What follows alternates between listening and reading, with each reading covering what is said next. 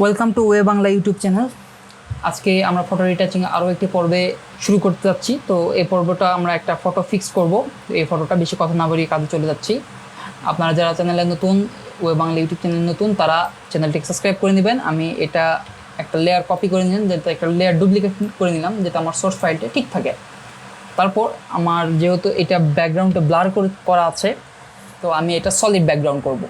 Solid background করার জন্য আমাকে এই হ্যাট এবং একটা স্যাম্পল একটা ফটো, তো এটা আমি জাস্ট কুইক সিলেকশনের মাধ্যমে আমি এটা সিলেক্ট করে নিলাম। আমি শুধুমাত্র হ্যাটটা সিলেক্ট করলাম, আমার মোটামুটি ঠিক আছে, অন্য কিছু সিলেক্ট করতে হবে না। আপনারা যারা ফটো এডিটিংয়ে এই ভিডিওটি প্রথম দেখছেন, তো আমি সাজেস্ট করব তারা ব্যাকে ভিডিওগুলো দেখলে ভালো হবে। আমার চ্যানেলে পিছনে সব কয়টি ভিডিও দেওয়া আছে, আপনারা প্রত্যেকটি ভিডিও দেখে নেবেন, এতে করে আপনি ফটো রিটাচিংয়ের সমস্ত কাজগুলো করতে পারবেন।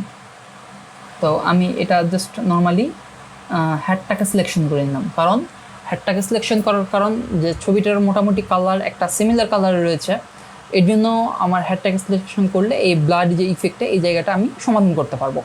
মেন প্রবলেমটা তো আমার এই জায়গাটাই। তো আমি এটা সিলেকশন করার পর এখানে দেখুন যে সিলেক্টেড মার্কস নামে একটা অপশন রয়েছে, জাস্ট এখানে ক্লিক করলাম।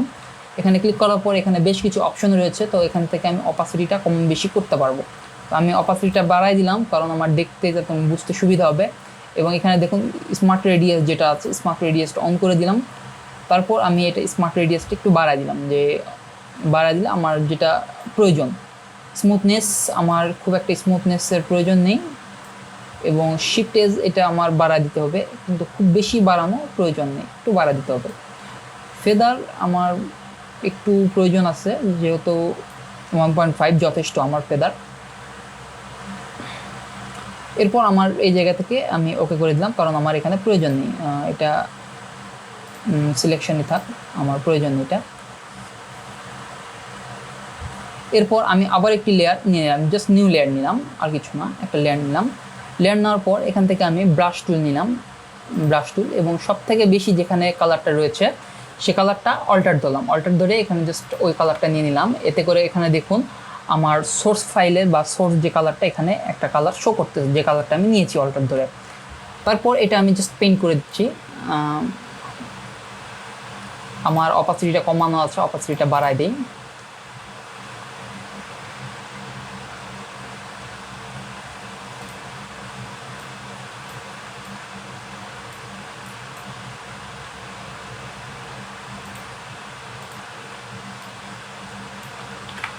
সরি, একটা রং কাজ করে ফেলছি, এটা আমাকে ইনভার্স করে নিতে হবে। আমি আবার সিলেকশন টুলে গেলাম, এখান থেকে আমি কুইক সিলেকশন টুলে গেলাম, এখান থেকে জাস্ট কুইক সিলেকশন টুল আমার হইতেছে না, এই যে কুইক সিলেকশন টুল এসে গেছে। জাস্ট এখান থেকে আমি এটা ইনভার্স করে নিলাম, এই জাস্ট ইনভার্স সিলেকশন করে নিলাম। করে নেওয়ার পর আমি লেয়ার 1 চলে গেলাম, আমি একটা মিস করে ফেলেছি। তারপর আমি আবার ওই ব্রাশ টুলটা নিয়ে নিলাম, নেওয়ার পর আমার কালার যেহেতু সিলেকশন করা আছে, অথবা অল্টার ক্লিক করে আমি আবার সেম কালারটা সিলেকশন করে নিলাম, এবং এটা আমি কালার করে দিলাম।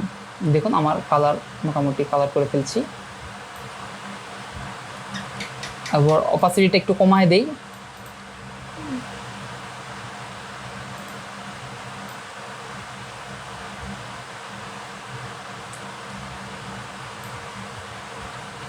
আবার অপাসিটিটা বাড়ায় দিই।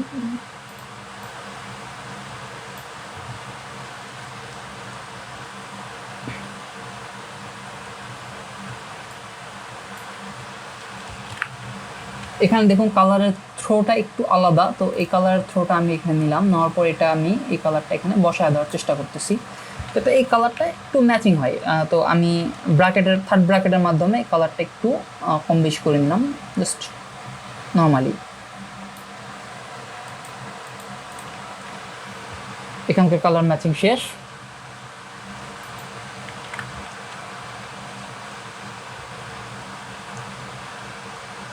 আমি অপাসিটিটা একটু কমায় দিই। কমায় দেওয়ার পর অল্টার প্রেস করে এখান থেকে আমি কালারটা নিলাম, নেওয়ার পর এই জায়গাটা আমি কালারটা অ্যাকুরেট করে দিচ্ছি।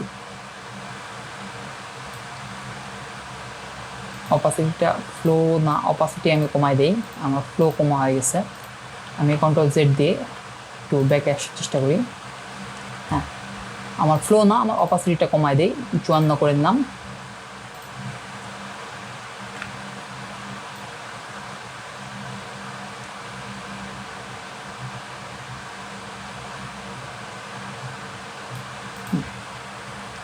এখন কালার ম্যাচিংয়ে আর সমস্যা নেই, মোটামুটি কালার ওকে।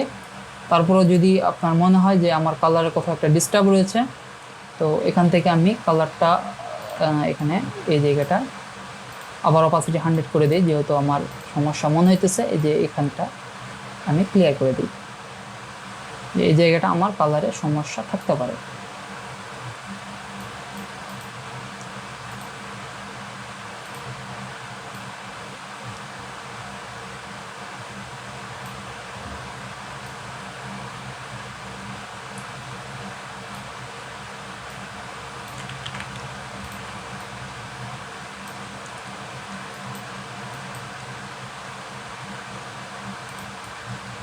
আমি টোটালি একটা কালার করে দিই।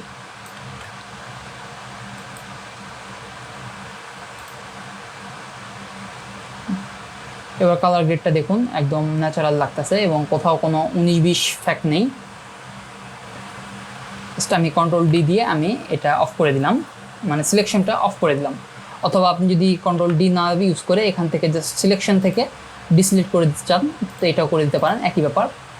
তো আমি এর পরবর্তীতে এখানে দেখুন অ্যাডজাস্টমেন্ট নামে একটা অপশন রয়েছে, অ্যাডজাস্টমেন্টে ক্লিক করলাম এবং আমি এটাতে ক্লিক করলাম। যেটা ক্লিক করার পর আমি অ্যাডজাস্টমেন্টে একটু চেঞ্জ করে দেব। তো আমি একটু কালারটার লাইট একটু বাড়ায় দিই,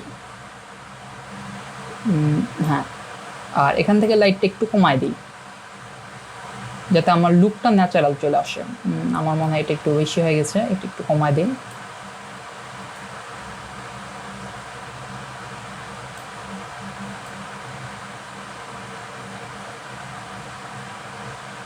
ওকে।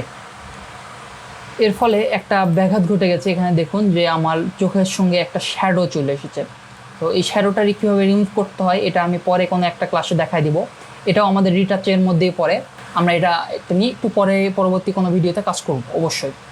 তো মোটামুটি আজকের ভিডিও এই পর্যন্তই। তো আপনারা যারা আমার চ্যানেলটিকে সাবস্ক্রাইব করেন না, অবশ্যই চ্যানেলটিকে সাবস্ক্রাইব করে নেবেন এবং ভিডিওটি ভালো লাগলে অবশ্যই পাশে থাকবেন এবং ভিডিওটি লাইক করবেন। যদি কোনো মিস হয়ে থাকে বা কোনো কিছু জানার ইচ্ছা থাকে তাহলে আমাকে কমেন্ট করে জানাবেন।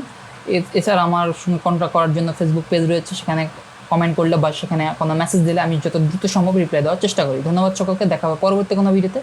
আজকের জন্য টাটা।